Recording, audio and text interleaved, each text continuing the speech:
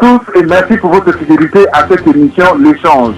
Échange d'aujourd'hui reçoit quelqu'un qui n'est plus à présenter parce qu'il s'agit d'un des écrivains les plus en vue du microcosme congolais, africain et tout simplement sur le plan international, un géopoliticien, un géostratège, Patrick Mbeko qui nous vient du Canada. Bonjour Patrick. Bonjour Kerwin. Échange est une coproduction Africa 243 Maizo.com. Échange, présentation, Kerwin Maizo, réalisation, Cédric Mala, producteur exécutif, Bob Lokassi. Alors, Patrick, vous étiez à Paris, ou vous êtes toujours à Paris, pour une conférence organisée par les résistants patriotes. Et là-dedans, vous avez développé sur les aspects internationaux de la guerre que subit le Congo.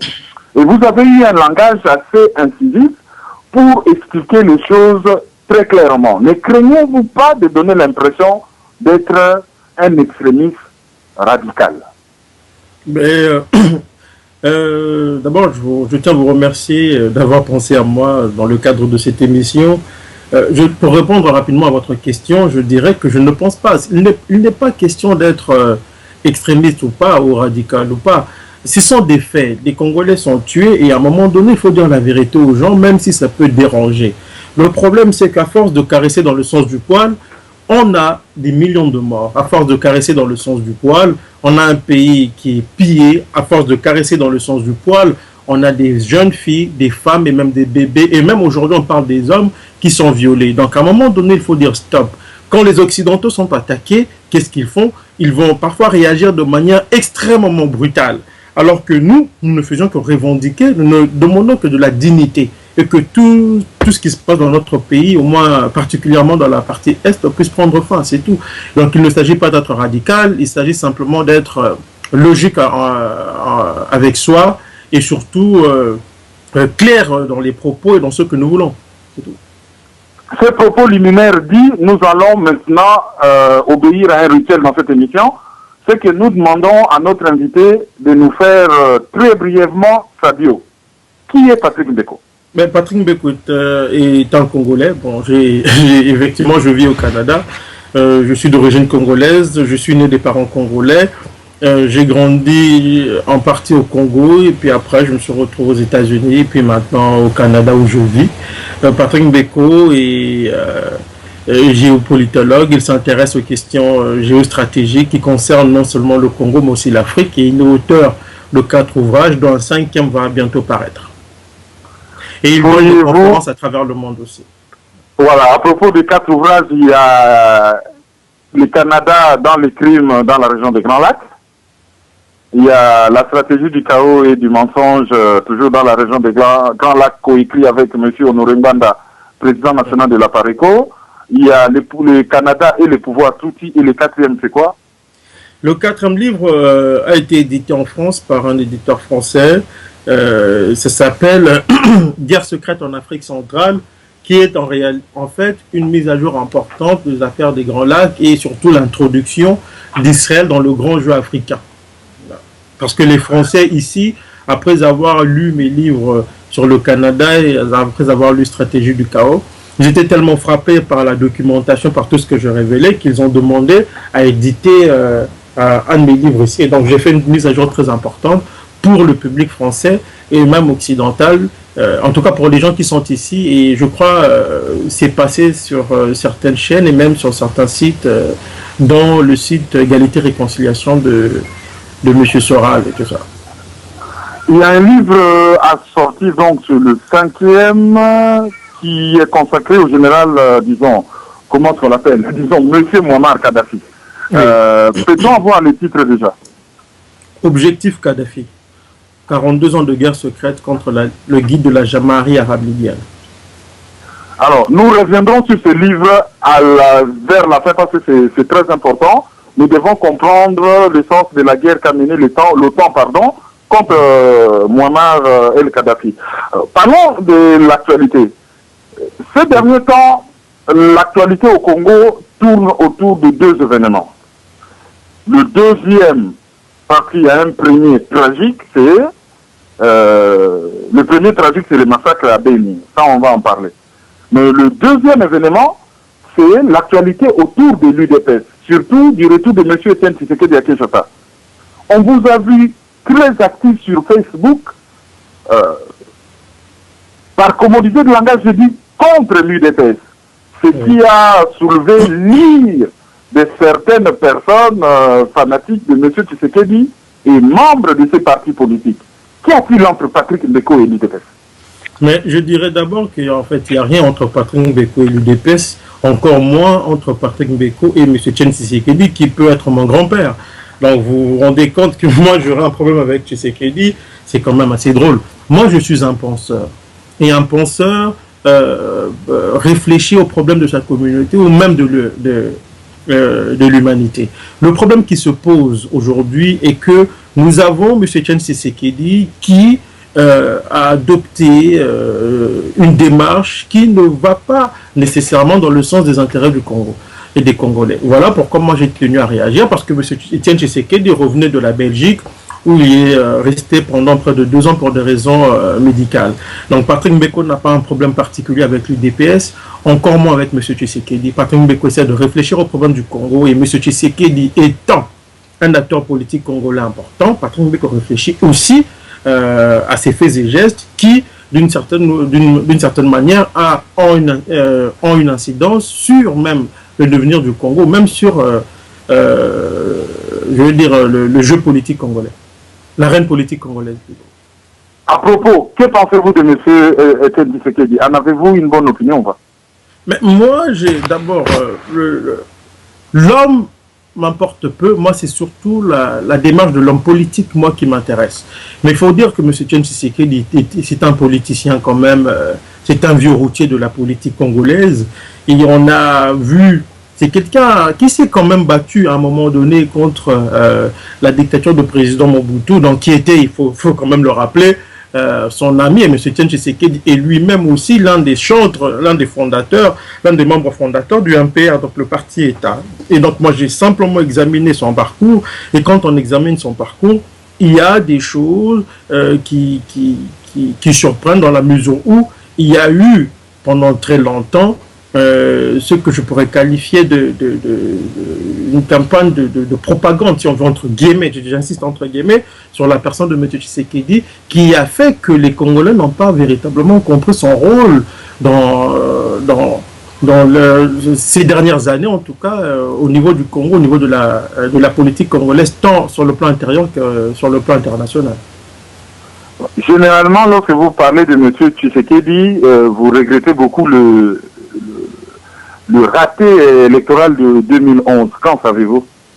Ben oui, je regrette beaucoup, comme d'ailleurs la plupart des Congolais, parce que nous tous, moi même si je savais qu'on allait en arriver là, mais moi j'ai quand même, nous avons quand même d'une certaine manière, bon pas nous tous, mais la plupart des Congolais ont soutenu M. Etienne Tshisekedi, moi compris. Alors, quand un peuple met toute sa confiance en un homme et que cet homme-là finit par le décevoir en lui demandant au peuple de dormir comme des bébés et en disant que nous devons attendre ce que diront les décideurs, il y a de quoi être abattu, et parfois même énervé, voire énervé, en tout cas pour certains comme moi. C'est pour cette raison. Et nous avons des informations qui montrent que M. Etienne Tshisekedi a joué un jeu assez inexplicable dans la mesure où il sait très bien qu'il avait gagné les élections, mais il a laissé quand même M. Joseph Kabila continuer comme si de rien n'était. Alors, vous parlez de déception. Doit-on parler de déception ou de trahison? On peut parler des deux. On peut parler des deux. La déception dans la mesure où il n'a pas fait ce que le peuple attendait de lui, et de trahison dans la mesure où ses actions après n'ont pas concouru au bien-être des Congolais, mais bien au contraire au bien-être de ceux qui soumettent le Congo aujourd'hui. En disant cela, ne craignez-vous pas de paraître comme étant un proche du président de la PARECO, M. Honoré Mbanda, ce qui a fait dire à beaucoup de personnes au sein de l'UDPS, ils vous ont qualifié de Moutu Mbanda? Mais écoutez, ça c'est... D'abord, M. Honoré Mbanda a déjà dit que je n'étais pas membre de la PARECO, je ne le suis pas du tout. Je ne suis pas membre de la PARECO, je n'ai pas d'acquaintance politique et je n'ai même pas d'appartenance, je n'appartiens à aucun parti, je suis un électron libre. Maintenant, dire ce que j'ai dit, ne veut nécessairement pas dire qu'on est de la Pareco. Si le président de la Pareco dit des choses qui sont vraies, on ne va pas dire que c'est faux parce que c'est le président de la Pareco. Et je trouve cette manière de limiter le débat très simpliste et même un peu idiote. Parce que quand il y a un débat, comme moi je présente des faits, j'attends de mes contradicteurs des éléments attestants ou des éléments attestés disant que bon voilà, M. Mbeko, vous êtes trompé. C'est ça en fait le sens d'un vrai débat. Le vrai débat c'est ça. Ce n'est pas de dire que tel est proche de M. Mbanda, tel est proche de ceci, parce que demain si je dis que le ciel est bleu, ou si je dis que Marine Le Pen a raison de dire que le ciel est bleu, on va me dire mais tu es proche de Marine Le Pen. J'ai fait un livre sur le Rwanda, on ne va pas dire que je suis quand même un proche d'Habyarimana, bien que j'ai défendu le président Habyarimana. Je n'ai même pas défendu, j'ai juste relevé des faits qui montraient que le président Habyarimana n'était pas impliqué dans le génocide. On va dire que je suis un proche d'Habyarimana. J'ai écrit sur la Syrie, on va dire que je suis un proche du président Bachar al-Assad. J'ai écrit sur plusieurs sujets. Donc on ne va pas m'accuser d'être proche des gens que je défends entre guillemets dans mes articles ou dans mes livres. Je crois que c'est très simple comme démarche. Si les gens ont des choses à me reprocher, qu'ils viennent en débattre. Bon, avec les Tshisekédistes, il n'y a jamais de débat, c'est beaucoup plus des invectives. Et je n'ai pas de temps pour les invectives parce que le Congo mérite mieux. Voilà. Et à propos des invectives, vous êtes qualifié des tribalistes? Je suis très surpris, ça me fait rire souvent. D'abord, Kerwin, moi j'ai grandi à Kinshasa. Donc je suis un Kinois avant tout. Et nous les Kinois, nous ne savions pas qui est Rwandais, nous ne savions même pas qui est Boulouba, qui est Mongala, qui est Moussoïli, qui est Moukama. Nous, à qui on ne le sait pas. Pourquoi? Parce que c'est une mosaïque des peuples Kinshasa. Donc nous sommes là, nous tous ensemble. D'ailleurs, je vais vous dire, on dit que je suis anti-Louba, mais la plupart de mes amis sont des Louba. Parfois, quand on en parle, on en rit.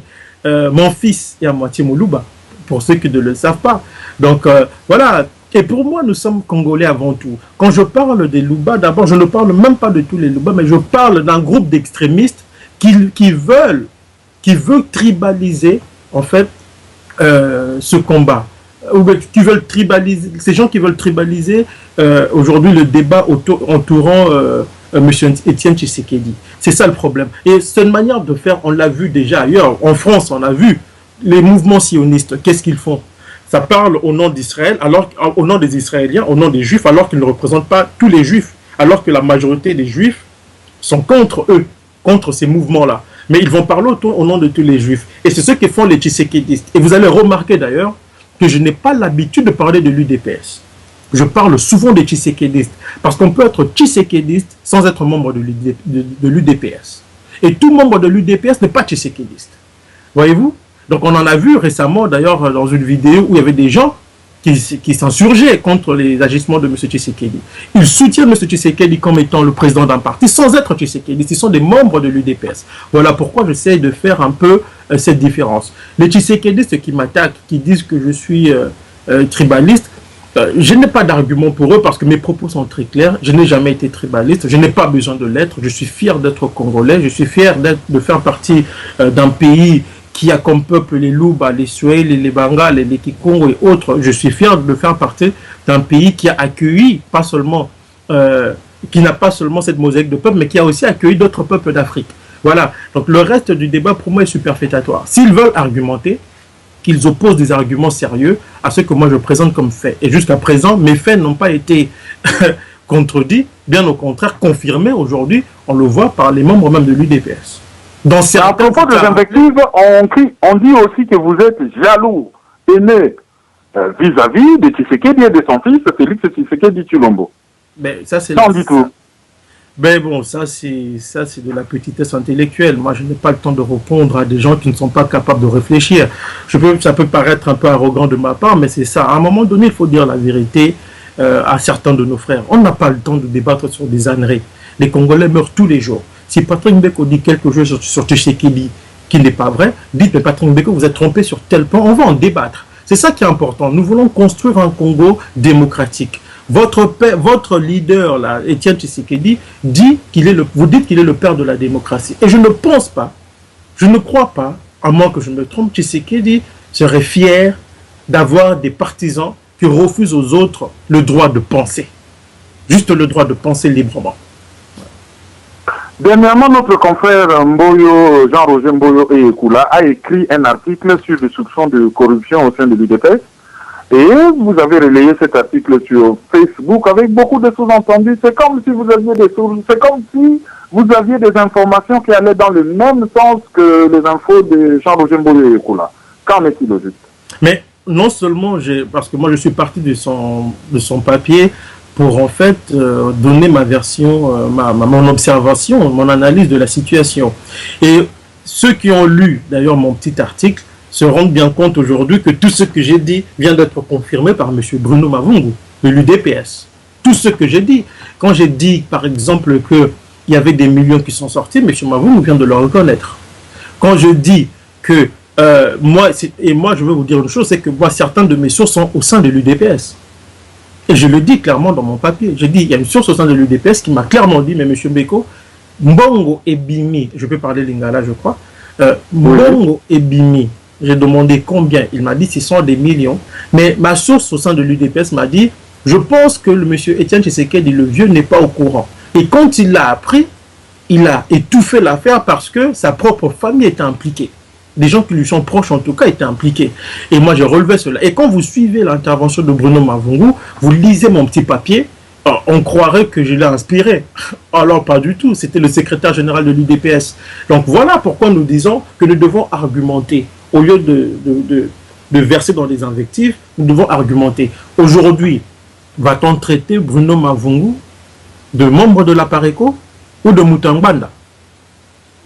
Je vous laisse répondre. Alors, lorsqu'on parle de l'UDPS, on voit la position qu'occupe l'UDPS au sein du Rassemblement des forces politiques et sociales acquises au changement, mais on voit aussi l'alliance UDPS Moïse Katumbi. Que pensez-vous de cette alliance? Quelle analyse faites-vous par rapport à l'avenir proche de cette alliance? Mais je veux dire une chose, c'est que le rassemblement va éclater. Vous pouvez l'enregistrer, le garder parce que ça va arriver très bientôt. Nous avons des informations très claires à ce sujet. Il faut dire qu'il s'agit d'un rassemblement de circonstances. Ces gens n'allaient même pas se rassembler. Ce rassemblement est le fruit d'énormes tractations parce que chacun son agenda politique. L'UDPS voulait emmener les autres partis à souscrire à la démarche du dialogue. Les autres ne voulaient pas. Et donc, il y a eu des négociations et finalement, ils ont fait un rassemblement. Si vous lisez leurs conclusions, en tout cas les conclusions de Jean Val, et elles sont vides, il n'y a rien de nouveau. Et pire d'ailleurs, c'est quand vous lisez entre les lignes, ils reconnaissent que le Congo est une démocratie, c'est-à-dire que Kabila a instauré une démocratie quelque part, parce que ce n'est pas Tshisekedi. Pardon, si vous reconnaissez que le Congo est une démocratie, c'est que c'est Kabila qui l'a installé, qui l'a instauré. Ça, c'est une chose. Et ils disent qu'on ne veut pas perdre les acquis de la démocratie et tout ça. Ça, c'est d'une stupidité sans nom. Cette alliance va éclater simplement parce que chaque groupuscule, si on veut, a un agenda qui lui est propre et qui ne cadre nécessairement pas avec celui de l'autre ou des autres. Ça, c'est la première chose. Le deuxième élément important, c'est que Moïse Katumbi s'est servi de Tshisekedi pour se refaire une virginité, comme on dit. Le problème, c'est que Tshisekedi, les gens de l'UDPS, d'après les informations que j'ai, se disent qu'à un moment donné, ils vont le doubler, comme on dit, chez nous au Congo. Le problème, c'est que Moïse Katumbi a une certaine avance sur eux, dans la mesure où, regardez la presse occidentale, on parle d'un seul opposant à M. Kabila, il s'appelle Moïse Katumbi. Et le deuxième élément, c'est que cette alliance va fragiliser l'UDPS et le diviser et voire l'éclater. Et autre chose aussi, c'est que cette alliance a permis de court-circuiter la dynamique de l'opposition. C'est-à-dire que Moïse Katumbi a fait d'une pierre plusieurs coups. Et c'est lui qui sortira vainqueur de tout ça, parce que lui, il a le soutien des puissances occidentales en qui M. Tshisekedi met toute sa confiance et qui vont le décevoir, comme ils l'ont toujours fait. Que pensez-vous du rôle que peut jouer Kamere dans cette coalition? Quelle carte il peut jouer? Kamere, si vous suivez cette affaire, Kamere était très prudent, comme le MLC d'ailleurs.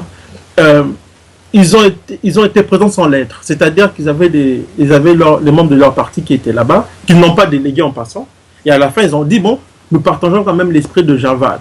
Mais tout le monde sait très bien qu'à cette heure-ci, chacun est en train de fourbir ses armes au moment, le moment venu, les choses vont se précipiter, il y aura un éclatement, et je crois que le gagnant dans tout ça risque d'être encore une fois Kabila. Et on ne soyez pas surpris si demain, Kamere se retrouvait à un poste d'importance au sein des institutions de transition. Comme un Premier ministre, par exemple. Oui. Et lui, il avait commencé par déjà avoir une alliance avec l'UDPS avant Katumbi. Qu'est-ce qui s'est passé pour qu'il soit un peu en recul et que Katumbi prenne les devants, selon vous?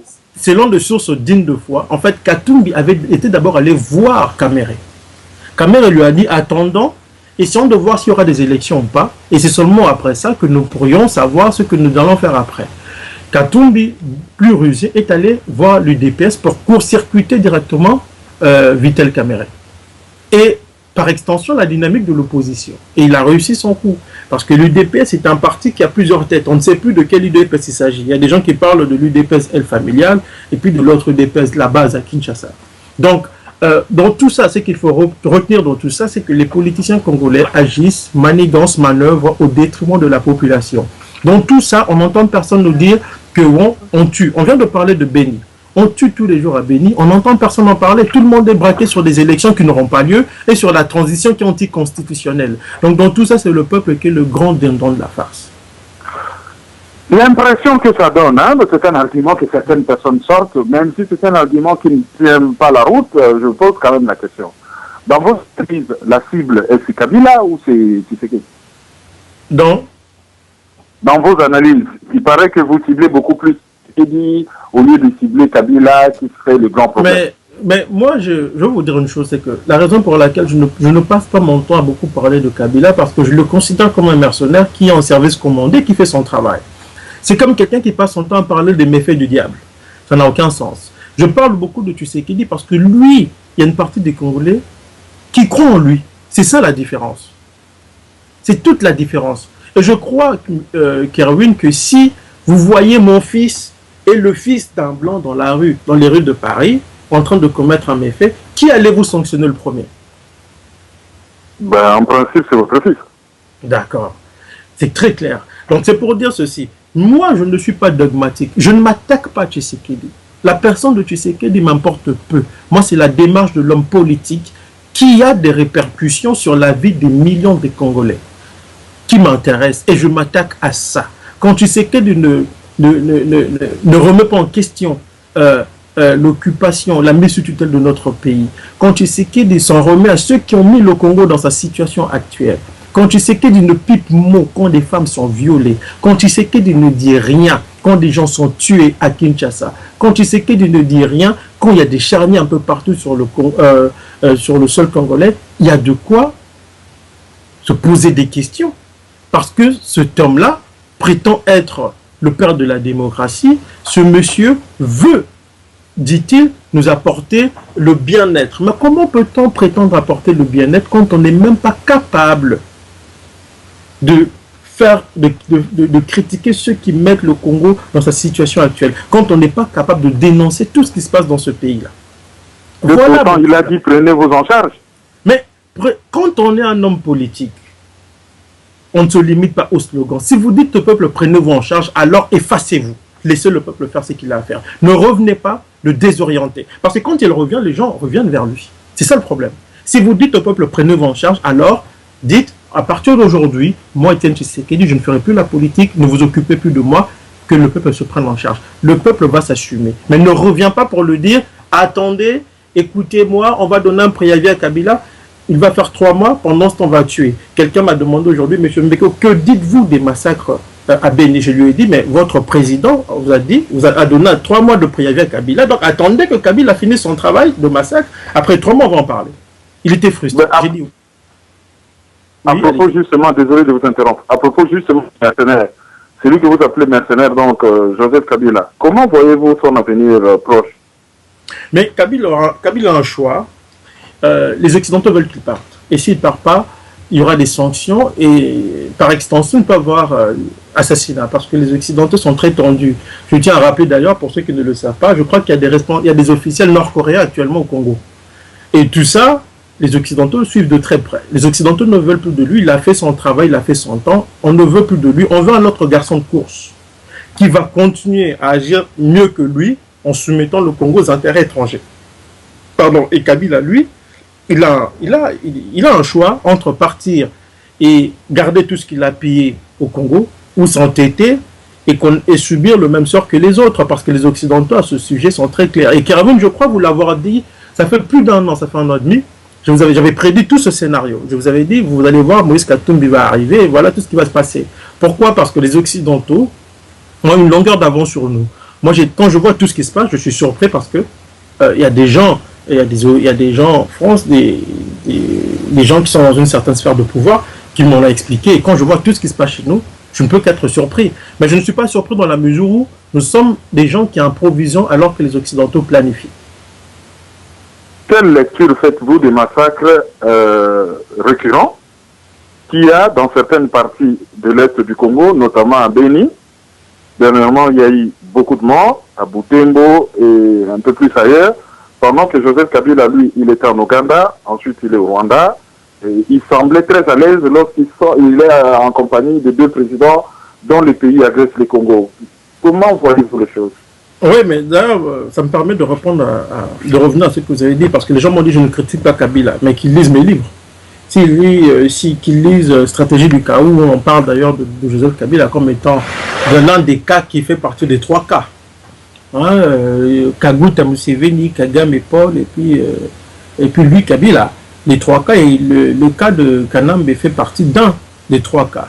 C'est pour dire qu'il fait partie du système, et qu'on massacre des Congolais, c'est pas sans problème. D'ailleurs, vous allez remarquer, et c'est très surprenant, que Kabila est toujours en train de sourire quand il est avec ces dirigeants qui agressent son soi-disant pays. Et que dire de tout ça? C'est-à-dire, il y a plusieurs stratégies qui se déploient à l'Est. Il y a la stratégie des pays voisins qui tiennent à terroriser. Mais il y a un élément important aussi, c'est qu'il faut, je veux rappeler, parce que en regardant tout ça, je me suis souvenu de ce que m'avait dit un expert de l'ONU qui avait participé à la rédaction du rapport Mapping. Il m'avait dit, dans plusieurs parties du Congo, nous n'avions pas recensé des endroits où il y avait moins de 90 morts.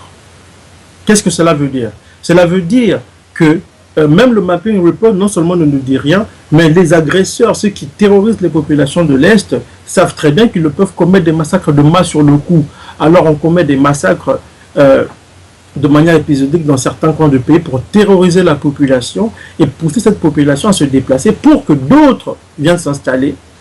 Et il faut avoir un regard à moyen et à long terme, c'est-à-dire qu'à moyen et à long terme, on peut avoir des gens qui sont des non-congolais qui vont s'installer et qui, du jour au lendemain, par autodétermination, peuvent faire imploser le Congo.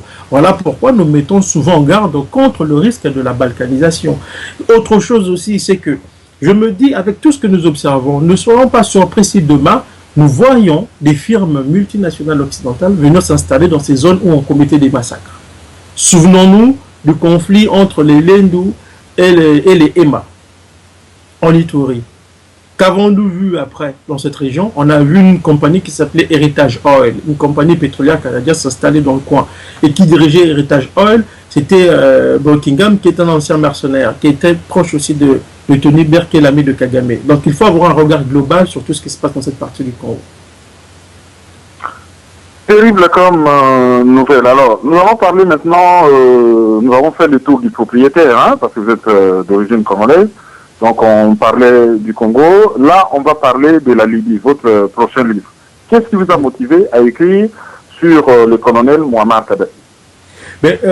D'abord, l'idée d'écrire m'est venue quand j'ai vu la couverture médiatique et surtout tout ce qui s'écrivait tant du côté africain que du côté occidental. Bon, du côté occidental, on le diabolisait, ça c'est très clair. Et du côté africain, je pense que nous sommes trompés d'observation.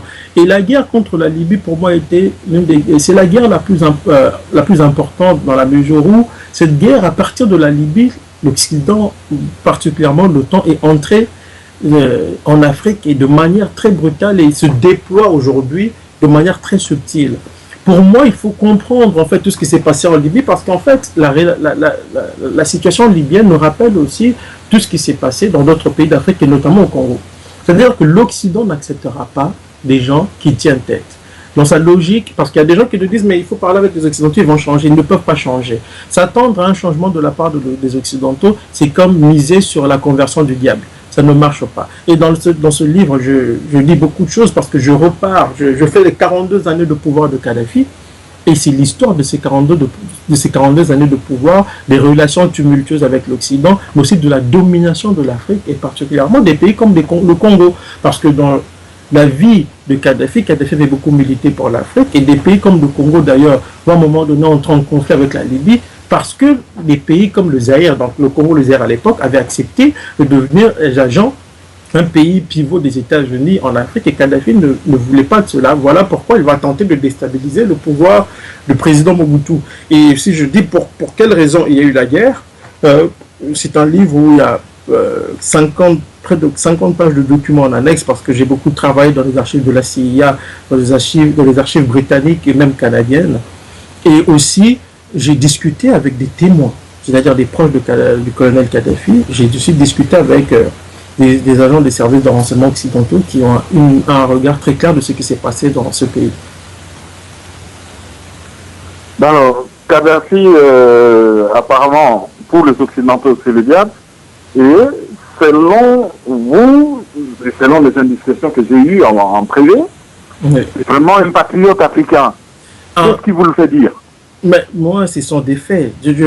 C'était plus qu'un patriote. Je pense que dans l'histoire du continent africain, en termes de réalisation, il n'y a pas un leader qui a fait ce qu'a fait le colonel Kadhafi. Ça, c'est un fait. Et si je le dis, je veux vous citer Jean-Pierre Cotte, qui était le ministre de la coopération sous Mitterrand. Il dit, en fait, Kadhafi, il le dit en 1984, hein, au moment où la Libye et la France sont très déchirées à propos du Tchad. Il dit clairement que Kadhafi est ce leader africain qui, à la différence des autres qui se soumettent à l'Occident, a refusé le compromis au profit du bien-être de l'Afrique et de son peuple. Ça, c'est un ministre français en fonction qui le dit. Et il dit, il faut le reconnaître. François Mitterrand, quand Kadhafi investit le Tchad, François Mitterrand ne veut pas intervenir au Tchad parce qu'il sait très bien que Kadhafi n'intervient pas au Tchad pour déstabiliser ce pays ou pour s'emparer d'une partie du territoire, comme les gens l'ont raconté, mais c'est d'abord pour empêcher Israël de s'implanter sur le continent africain. Et c'est grâce à Kadhafi d'ailleurs que les pays africains vont rompre leurs relations diplomatiques avec Israël dans les années 70. Et il n'y a pas que ça, il y a beaucoup d'éléments. Et si Kadhafi se retrouvait au banc de la communauté soit dite internationale, c'était pour ses prises de position en faveur des plus démunis et particulièrement des Africains, des Palestiniens. Et il dira lui-même, dans les années 2000, il dit « Nous sommes sous sanctions, sous embargo, pour des choses qui ne nous concernent même pas. » En fait, nous sommes en train de mourir à cause des autres. Et je pense que nous devons à un moment mettre fin à tout ça. Il regrettait d'être abandonné par les siens, il n'était pas compris. Le problème de Kadhafi, c'est que c'est un dirigeant qui n'a pas été bien compris, qui n'a pas été compris par les Africains. Et beaucoup de livres qui ont paru un peu partout en Occident sont venus pour embrouiller les esprits des Africains. Je crois en toute modestie que le livre que je vais sortir va permettre aux Africains de comprendre ce qui s'est véritablement passé et de comprendre que Kadhafi est un grand leader et un grand patriote africain. Juste rappeler que pour être abattu par l'OTAN, il a fallu une résolution des Nations Unies qui a été validée par l'Afrique du Sud, le Gabon et le Nigeria, 3 pays africains. Exactement, et c'est ça le comble, c'est ça le problème avec l'Afrique. Et l'Afrique du Sud, le même pays qui est impliqué dans la déstabilisation du Zaïre, aujourd'hui du Congo, qui est impliqué dans le pillage de ses ressources. Le Nigeria s'attendait à avoir une place au Conseil de sécurité. Bon, là, ils sont en train de se mordre les doigts. Et le Gabon, bon, c'est une succursale de la France, on n'est pas surpris. Voilà, alors, dernièrement, à Villeneuve-le-Roi, c'était le 13 août, il y a eu une conférence où tous les deux, nous étions des orateurs. Vous avez voulu passer un message à la communauté congolaise sur le modus operandi de l'homme occidental. Ouais. Il faut répéter ce message en 2-3 phrases. Que doit-on retenir? Nous devons retenir que celui qui vous a mis dans une situation de misère ne travaillera jamais à votre épanouissement parce que votre situation de misère lui est profitable. Et c'est grâce à votre misère que lui vit dans l'abondance. Et il faut comprendre comment il fonctionne. Et il fonctionne en s'appuyant sur vos revendications légitimes. Si je le dis, c'est parce que nous croyons souvent que c'est parce que l'Occident parle d'élections qu'il tient véritablement au respect de la Constitution et aux questions de droit, au respect du droit au Congo. Non. La Constitution, les élections et toutes ces affaires peuvent être utilisées comme des armes contre nous par un Occident avide de nos ressources stratégiques. Voilà. C'était Patrick Mbeko, Congolais, vivant à Montréal au Canada, disons congolais d'origine, canadien de nationalité, vivant à Montréal depuis Paris où il est entouré parce qu'il venait de présenter une conférence. Il est en tournée, il sera peut-être dans d'autres villes françaises, peut-être en Europe, ça on ne le sait pas encore, on le saura par des voies habituelles. C'était l'émission Échange, une coproduction maïso.com, Africa 243. Merci à Cédric Mala de l'avoir réalisé et merci à Bob Lukasi. À la prochaine, au revoir. Au revoir.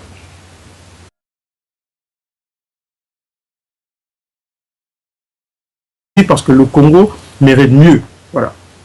Et à propos des invectives, vous êtes qualifié des tribalistes? Je suis très surpris, ça me fait rire souvent. D'abord, Kerwin, moi j'ai grandi à Kinshasa. Donc je suis un Kinois avant tout. Et nous, les Kinois, nous ne savions pas qui est Rwandais, nous ne savions même pas qui est Boulouba, qui est Mongala, qui est Moussoïli, qui est Moukama. Nous, à qui on ne le sait pas.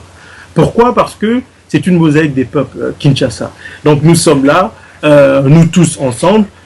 D'ailleurs, je vais vous dire, on dit que je suis anti-Louba, mais la plupart de mes amis sont des Louba. Parfois, quand on en parle, on en rit. Mon fils est à moitié Moulouba, pour ceux qui ne le savent pas. Donc, voilà. Et pour moi, nous sommes Congolais avant tout. Quand je parle des Louba, d'abord, je ne parle même pas de tous les Louba, mais je parle d'un groupe d'extrémistes qui veulent tribaliser, en fait, ce combat. Ces gens qui veulent tribaliser aujourd'hui le débat entourant M. Étienne Tshisekedi. C'est ça le problème. Et c'est une manière de faire, on l'a vu déjà ailleurs. En France, on a vu les mouvements sionistes. Qu'est-ce qu'ils font?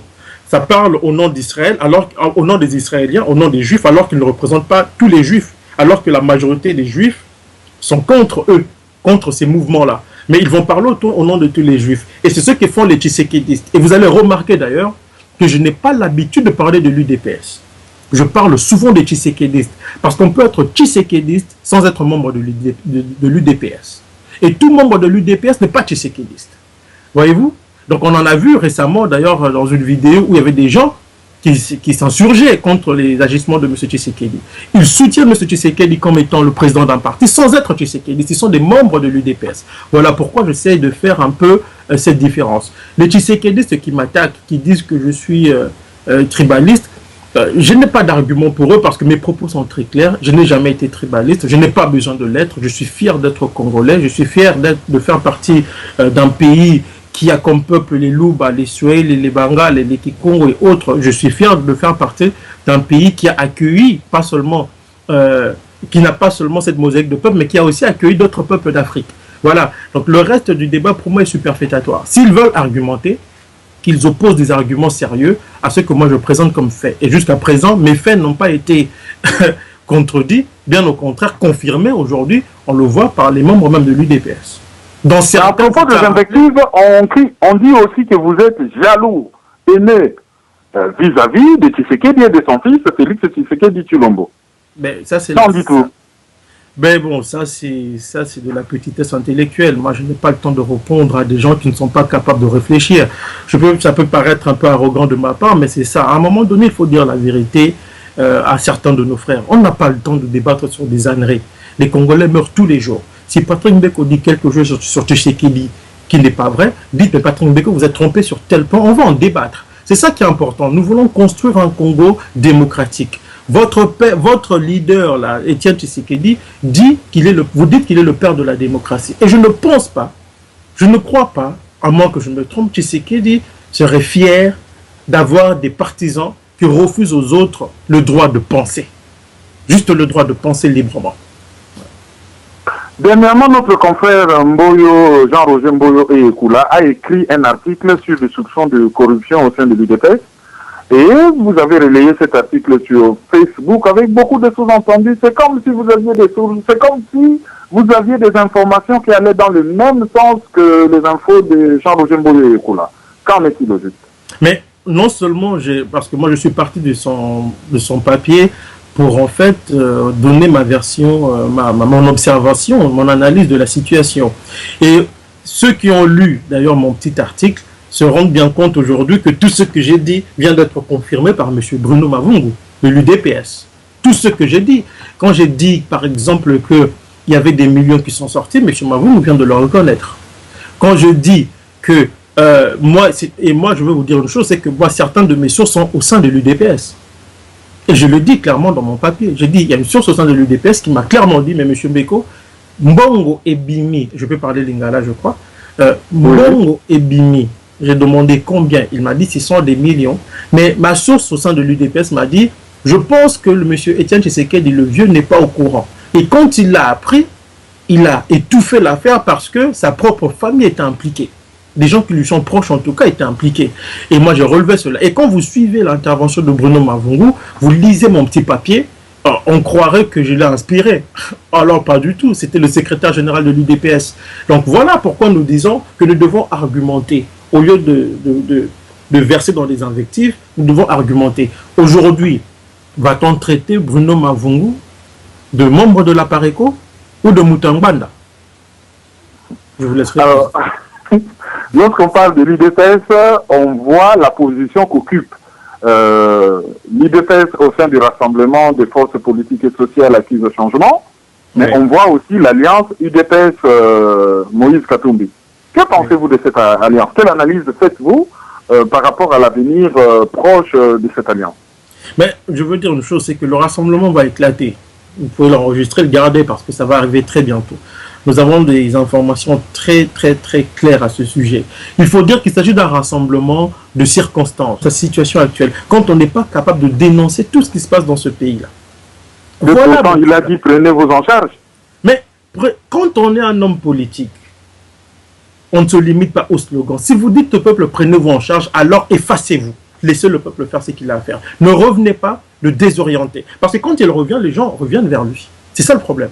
Si vous dites au peuple prenez-vous en charge, alors dites à partir d'aujourd'hui, moi Etienne Tshisekedi, je ne ferai plus la politique, ne vous occupez plus de moi, que le peuple se prenne en charge. Le peuple va s'assumer. Mais ne reviens pas pour le dire, attendez, écoutez-moi, on va donner un préavis à Kabila, il va faire 3 mois, pendant ce temps on va tuer. Quelqu'un m'a demandé aujourd'hui, M. Mbeko, que dites-vous des massacres à Béni? Je lui ai dit, mais votre président vous a dit, vous a donné 3 mois de préavis à Kabila, donc attendez que Kabila finisse son travail de massacre, après 3 mois on va en parler.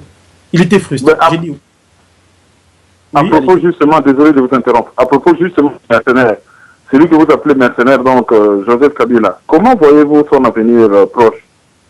Mais Kabila a un choix. Les Occidentaux veulent qu'il parte. Et s'il ne part pas, il y aura des sanctions et par extension, il peut y avoir assassinat parce que les Occidentaux sont très tendus. Je tiens à rappeler d'ailleurs, pour ceux qui ne le savent pas, je crois qu'il y a des officiels nord-coréens actuellement au Congo. Et tout ça, les Occidentaux le suivent de très près. Les Occidentaux ne veulent plus de lui, il a fait son travail, il a fait son temps, on ne veut plus de lui, on veut un autre garçon de course qui va continuer à agir mieux que lui en soumettant le Congo aux intérêts étrangers.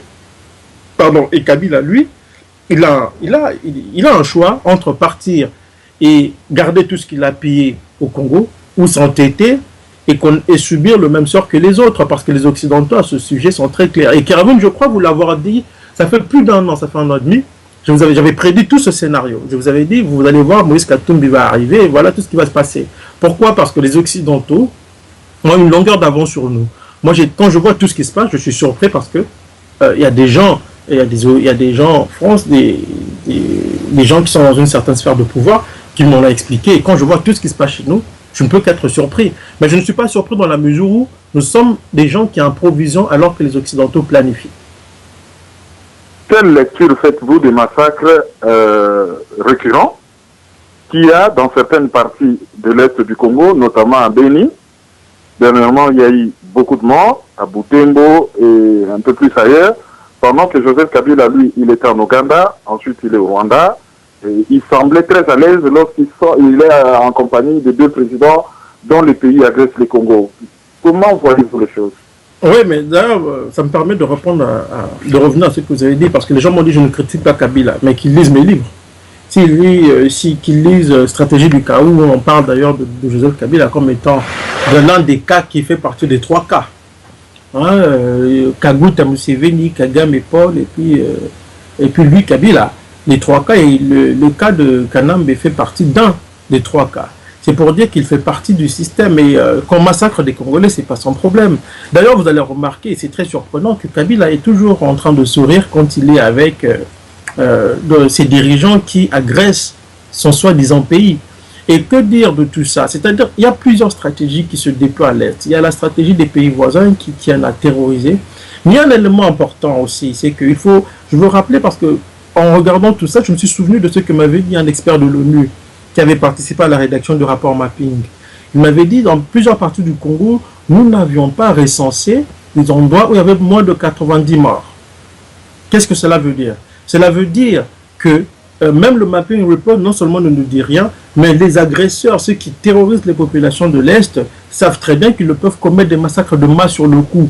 Alors on commet des massacres de manière épisodique dans certains coins du pays pour terroriser la population et pousser cette population à se déplacer pour que d'autres viennent s'installer.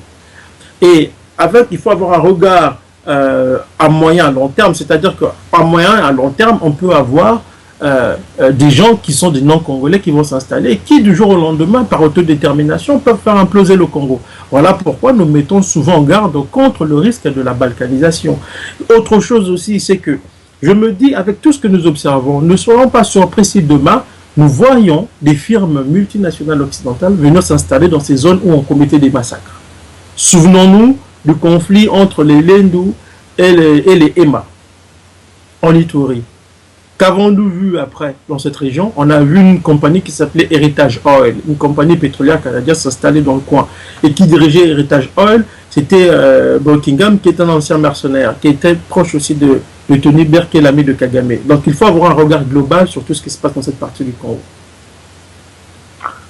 Terrible comme nouvelle. Alors, nous allons parler maintenant, nous avons fait le tour du propriétaire, hein, parce que vous êtes d'origine congolaise. Donc, on parlait du Congo. Là, on va parler de la Libye, votre prochain livre. Qu'est-ce qui vous a motivé à écrire sur le colonel Muammar Kadhafi? D'abord, l'idée d'écrire m'est venue quand j'ai vu la couverture médiatique et surtout tout ce qui s'écrivait tant du côté africain que du côté occidental. Bon, du côté occidental, on le diabolisait, ça c'est très clair. Et du côté africain, je pense que nous sommes trompés d'observation. Et la guerre contre la Libye, pour moi, c'est la guerre la plus importante dans la mesure où cette guerre, à partir de la Libye... Certaines personnes fanatiques de M. Tshisekedi et membres de ces partis politiques. Qu'y a-t-il entre Patrick Mbeko et l'UDPS? Mais je dirais d'abord qu'en fait, il n'y a rien entre Patrick Mbeko et l'UDPS, encore moins entre Patrick Mbeko et M. Tshisekedi, qui peut être mon grand-père. Donc vous vous rendez compte que moi j'aurais un problème avec Tshisekedi, c'est quand même assez drôle.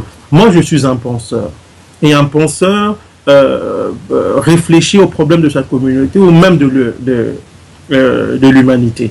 Le problème qui se pose aujourd'hui est que nous avons M. Tshisekedi qui a adopté une démarche qui ne va pas nécessairement dans le sens des intérêts du Congo et des Congolais. Voilà pourquoi moi j'ai tenu à réagir, parce que M. Etienne Tshisekedi revenait de la Belgique où il est resté pendant près de 2 ans pour des raisons médicales. Donc Patrick Mbeko n'a pas un problème particulier avec l'UDPS, encore moins avec M. Tshisekedi. Patrick Mbeko essaie de réfléchir au problème du Congo et M. Tshisekedi étant un acteur politique congolais important, Patrick Mbeko réfléchit aussi à ses faits et gestes qui, d'une certaine manière, ont une incidence sur même le devenir du Congo, même sur, je veux dire, le jeu politique congolais, l'arène politique congolaise. À propos, que pensez-vous de M. Etienne Tshisekedi? En avez-vous une bonne opinion? Mais moi, j'ai d'abord, l'homme m'importe peu. Moi, c'est surtout la démarche de l'homme politique, moi, qui m'intéresse. Mais il faut dire que M. Etienne Tshisekedi, c'est un politicien quand même, c'est un vieux routier de la politique congolaise. Et on a vu, c'est quelqu'un qui s'est quand même battu à un moment donné contre la dictature du président Mobutu, donc qui était, il faut quand même le rappeler, son ami, et M. Etienne Tshisekedi est lui-même aussi l'un des chantres, l'un des fondateurs, l'un des membres fondateurs du MPR, donc le parti État. Et donc moi j'ai simplement examiné son parcours, et quand on examine son parcours, il y a des choses qui surprennent dans la mesure où il y a eu pendant très longtemps ce que je pourrais qualifier d'une campagne de propagande, si on veut, entre guillemets, j'insiste entre guillemets, sur la personne de M. Tshisekedi, qui a fait que les Congolais n'ont pas véritablement compris son rôle dans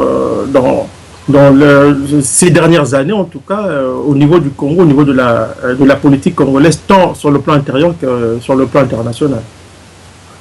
Généralement, lorsque vous parlez de M. Tshisekedi, vous regrettez beaucoup le raté électoral de 2011. Qu'en savez-vous?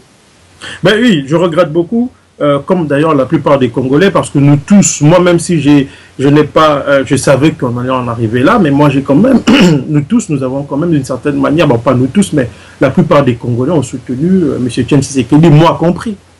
Alors, quand un peuple met toute sa confiance en un homme et que cet homme-là finit par le décevoir en lui demandant en demandant au peuple de dormir comme des bébés et en disant que nous devons attendre ce que diront les décideurs, il y a de quoi être abattu, et parfois même énervé, voire énervé, en tout cas pour certains comme moi. C'est pour cette raison. Et nous avons des informations qui montrent que M. Tshisekedi a joué un jeu assez inexplicable dans la mesure où il sait très bien qu'il avait gagné les élections, mais il a laissé quand même M. Joseph Kabila continuer comme si de rien n'était. Alors, vous parlez de déception. Doit-on parler de déception ou de trahison? On peut parler des deux. On peut parler des deux. La déception dans la mesure où il n'a pas fait ce que le peuple attendait de lui, et de trahison dans la mesure où ses actions après n'ont pas concouru au bien-être des Congolais, mais bien au contraire au bien-être de ceux qui soumettent le Congo aujourd'hui. En disant cela, ne craignez-vous pas de paraître comme étant un proche du président de la PARECO, M. Honoré Nganda, ce qui a fait dire à beaucoup de personnes au sein de l'UDPS, ils vous ont qualifié de Moutou Nganda? Mais écoutez, ça c'est... D'abord, M. Honoré Nganda a déjà dit que je n'étais pas membre de la PARECO, je ne le suis pas du tout. Je ne suis pas membre de la PARECO, je n'ai pas d'acquaintance politique et je n'ai même pas d'appartenance, je n'appartiens à aucun parti, je suis un électron libre. Maintenant, dire ce que j'ai dit ne veut nécessairement pas dire qu'on est de la PARECO. Si le président de la PARECO dit des choses qui sont vraies, on ne va pas dire que c'est faux parce que c'est le président de la PARECO. Et je trouve cette manière de limiter le débat très simpliste et même un peu idiote. Parce que quand il y a un débat, comme moi je présente des faits, j'attends de mes contradicteurs des éléments attestants ou des éléments attestés disant que bon voilà, M. Mbeko, vous êtes trompé. C'est ça en fait le sens d'un vrai débat. Le vrai débat c'est ça, ce n'est pas de dire que tel est proche de M. Nganda, tel est proche de ceci, parce que demain si je dis que le ciel est bleu, ou si je dis que Marine Le Pen a raison de dire que le ciel est bleu, on va me dire mais tu es proche de Marine Le Pen. J'ai fait un livre sur le Rwanda, on ne va pas dire que je suis quand même un proche d'Habyarimana, bien que j'ai défendu le président Habyarimana. Je ne l'ai même pas défendu, j'ai juste relevé des faits qui montraient que le président Habyarimana n'était pas impliqué dans le génocide. On va dire que je suis un proche d'Habyarimana. J'ai écrit sur la Syrie, on va dire que je suis un proche du président Bachar al-Assad. J'ai écrit sur plusieurs sujets. Donc on ne va pas m'accuser d'être proche des gens que je défends entre guillemets dans mes articles ou dans mes livres. Je crois que c'est très simple comme démarche. Si les gens ont des choses à me reprocher, qu'ils viennent en débattre. Bon, avec les Tshisekidistes, il n'y a jamais de débat, c'est beaucoup plus des invectives. Et je n'ai pas de temps pour les invectives. Ces gens n'allaient même pas se rassembler. Ce rassemblement est le fruit d'énormes tractations, parce que chacun son agenda politique. L'UDPS voulait emmener les autres partis à souscrire à la démarche du dialogue. Les autres ne voulaient pas. Et donc, il y a eu des négociations et finalement, ils ont fait un rassemblement. Si vous lisez leurs conclusions, en tout cas les conclusions de Jean Val, elles sont vides, il n'y a rien de nouveau. Et pire d'ailleurs, c'est quand vous lisez entre les lignes, ils reconnaissent que le Congo est une démocratie, c'est-à-dire que Kabila a instauré une démocratie quelque part, parce que ce n'est pas Tshisekedi. Pardon, si vous reconnaissez que le Congo est une démocratie, c'est que c'est Kabila qui l'a installé, qui l'a instauré. Ça, c'est une chose. Et ils disent qu'on ne veut pas perdre les acquis de la démocratie et tout ça. Ça, c'est d'une stupidité sans nom. Cette alliance va éclater simplement parce que chaque groupuscule, si on veut, a un agenda qui lui est propre et qui ne cadre nécessairement pas avec celui de l'autre ou des autres. Ça, c'est la première chose. Le deuxième élément important, c'est que Moïse Katumbi s'est servi de Tshisekedi pour se refaire une virginité, comme on dit. Le problème, c'est que Tshisekedi, les gens de l'UDPS, d'après des informations que j'ai, se disent qu'à un moment donné, ils vont le doubler, comme on dit, chez nous au Congo. Le problème, c'est que Moïse Katumbi a une certaine avance sur eux, dans la mesure où, regardez la presse occidentale, on parle d'un seul opposant à M. Kabila, il s'appelle Moïse Katumbi.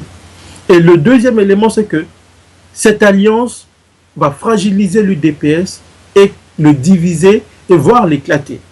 Et autre chose aussi, c'est que cette alliance a permis de court-circuiter la dynamique de l'opposition. C'est-à-dire que Moïse Katumbi a fait d'une pierre plusieurs coups. Et c'est lui qui sortira vainqueur de tout ça, parce que lui, il a le soutien des puissances occidentales en qui M. Tshisekedi met toute sa confiance et qui vont le décevoir, comme elles l'ont toujours fait. Que pensez-vous du rôle que peut jouer Kamere dans cette coalition? Quelle carte il peut jouer?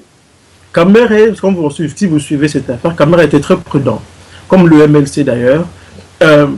Ils ont été présents sans lettres, c'est-à-dire qu'ils avaient, les membres de leur parti qui étaient là-bas, qu'ils n'ont pas délégué en passant, et à la fin ils ont dit, bon, nous partageons quand même l'esprit de Javad. Mais tout le monde sait très bien qu'à cette heure-ci, chacun est en train de fourbir ses armes au moment, le moment venu, les choses vont se précipiter, il y aura un éclatement, et je crois que le gagnant dans tout ça risque d'être encore une fois Kabila. Et on ne soyez pas surpris si demain, Kamere se retrouvait à un poste d'importance au sein des institutions de transition. Comme un Premier ministre, par exemple. Oui. Et lui, il avait commencé par déjà avoir une alliance avec l'UDPS avant Katumbi. Qu'est-ce qui s'est passé pour qu'il soit un peu en recul et que Katumbi prenne les devants, selon vous? Selon des sources dignes de foi, en fait, Katumbi avait été d'abord allé voir Kamere. Kamere lui a dit, attendons, essayons de voir s'il y aura des élections ou pas. Et c'est seulement après ça que nous pourrions savoir ce que nous allons faire après. Katumbi, plus rusé, est allé voir l'UDPS pour court-circuiter directement Vital Kamerhe. Et par extension, la dynamique de l'opposition. Et il a réussi son coup. Parce que l'UDPS est un parti qui a plusieurs têtes. On ne sait plus de quel UDPS il s'agit. Il y a des gens qui parlent de l'UDPS El Familial et puis de l'autre UDPS, la base à Kinshasa. Donc, dans tout ça, ce qu'il faut retenir dans tout ça, c'est que les politiciens congolais agissent, manigancent, manœuvrent au détriment de la population. Dans tout ça, on entend personne nous dire qu'on tue. On vient de parler de Béni. On tue tous les jours à Béni. On n'entend personne en parler. Tout le monde est braqué sur des élections qui n'auront pas lieu et sur la transition qui est anticonstitutionnelle. Donc dans tout ça, c'est le peuple qui est le grand dindon de la farce. L'impression que ça donne, hein, c'est un argument que certaines personnes sortent, même si c'est un argument qui ne tient pas la route, je pose quand même la question. Dans vos analyses, la cible, est-ce Kabila ou c'est Tshisekedi? Dans vos analyses, il paraît que vous ciblez beaucoup plus Tshisekedi au lieu de cibler Kabila, qui serait le grand problème. Mais moi, je vais vous dire une chose, c'est que la raison pour laquelle je ne passe pas mon temps à beaucoup parler de Kabila, parce que je le considère comme un mercenaire qui est en service commandé, qui fait son travail. C'est comme quelqu'un qui passe son temps à parler des méfaits du diable. Ça n'a aucun sens. Je parle beaucoup de Tshisekedi parce que lui, il y a une partie des Congolais qui croient en lui. C'est ça la différence. C'est toute la différence. Et je crois, Kerwin, que si vous voyez mon fils et le fils d'un blanc dans la rue, dans les rues de Paris, en train de commettre un méfait, qui allez-vous sanctionner le premier? En principe, c'est votre fils. D'accord. C'est très clair. Donc c'est pour dire ceci. Moi, je ne suis pas dogmatique. Je ne m'attaque pas à Tshisekedi. La personne de Tshisekedi m'importe peu. Moi, c'est la démarche de l'homme politique qui a des répercussions sur la vie des millions de Congolais qui m'intéresse. Et je m'attaque à ça. Quand Tshisekedi ne remet pas en question l'occupation, la mise sous tutelle de notre pays, quand Tshisekedi s'en remet à ceux qui ont mis le Congo dans sa situation actuelle, quand Tshisekedi ne pipe mot quand des femmes sont violées, quand Tshisekedi ne dit rien quand des gens sont tués à Kinshasa, quand Tshisekedi ne dit rien quand il y a des charniers un peu partout sur le sol congolais, il y a de quoi se poser des questions. Parce que cet homme-là prétend être le père de la démocratie. Ce monsieur veut, dit-il, nous apporter le bien-être. Mais comment peut-on prétendre apporter le bien-être quand on n'est même pas capable de critiquer ceux qui mettent le Congo dans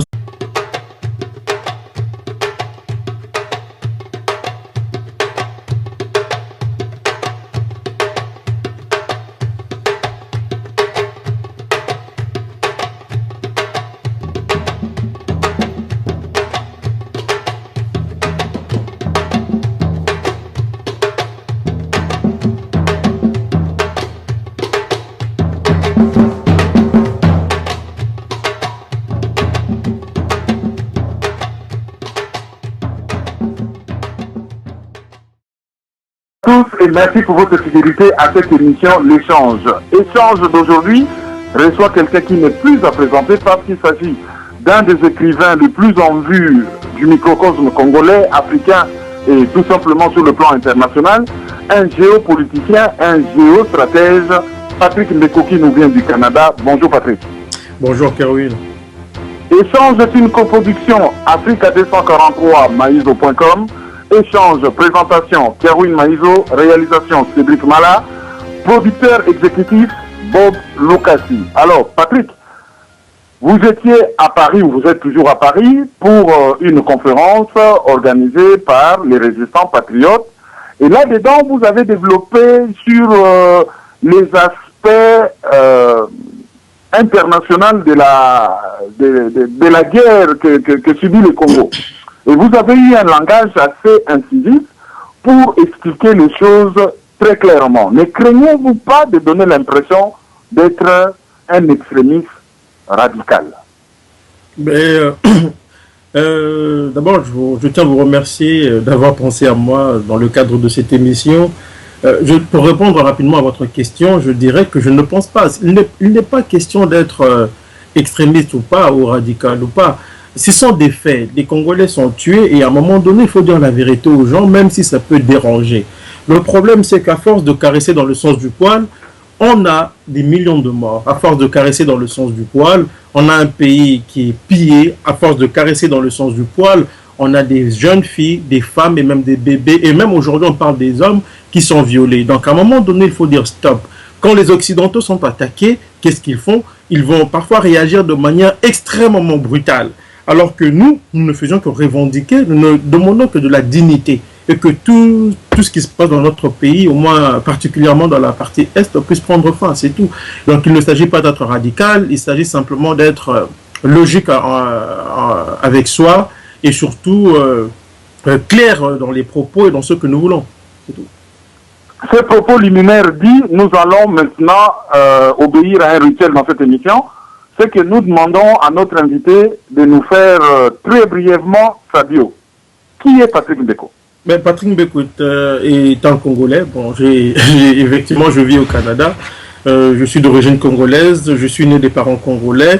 J'ai grandi en partie au Congo et puis après, je me suis retrouvé aux États-Unis et puis maintenant au Canada où je vis. Patrick Mbeko est géopolitologue, il s'intéresse aux questions géostratégiques qui concernent non seulement le Congo mais aussi l'Afrique et il est auteur de 4 ouvrages dont un 5e va bientôt paraître. Et il donne des conférences à travers le monde aussi. Voilà, à propos des 4 ouvrages, il y a le Canada dans les crimes dans la région des Grands Lacs. Il y a la stratégie du chaos et du mensonge, toujours dans la région des Grands Lacs, coécrit avec M. Honoré Mbanda, président national de la PARECO. Il y a le Canada et le pouvoir Tutsi. Et le 4e, c'est quoi? Le 4e livre a été édité en France par un éditeur français. Ça s'appelle Guerre secrète en Afrique centrale, qui est en fait une mise à jour importante des affaires des Grands Lacs et surtout l'introduction d'Israël dans le grand jeu africain. Parce que les Français ici, après avoir lu mes livres sur le Canada et après avoir lu Stratégie du chaos, j'étais tellement frappé par la documentation, par tout ce que je révélais, qu'ils ont demandé à éditer un de mes livres ici. Et donc j'ai fait une mise à jour très importante pour le public français et même occidental, en tout cas pour les gens qui sont ici. Et je crois c'est passé sur certaines chaînes et même sur certains sites, dont le site Égalité Réconciliation de M. Soral et tout ça. Il y a un livre à sortir donc sur le 5e qui est consacré au général, disons, comment on l'appelle, disons, Monsieur Muammar Kadhafi. Oui. Peut-on avoir le titre déjà? Objectif Kadhafi. 42 ans de guerre secrète contre le guide de la Jamaïque arabe libyenne. Alors, nous reviendrons sur ce livre vers la fin parce que c'est très important. Nous devons comprendre le sens de la guerre qu'a menée l'OTAN, contre Muammar el-Kadhafi. Parlons de l'actualité. Ces derniers temps, l'actualité au Congo tourne autour de 2 événements. Le deuxième, parce qu'il y a un premier tragique, c'est le premier tragique, c'est le massacre à Beni. Ça, on va en parler. Mais le deuxième événement, c'est l'actualité autour de l'UDPS, surtout du retour de M. Etienne Tshisekedi à Kinshasa. On vous a vu très actif sur Facebook, par commodité de langage, je dis, contre l'UDPS. Ce qui a soulevé l'ire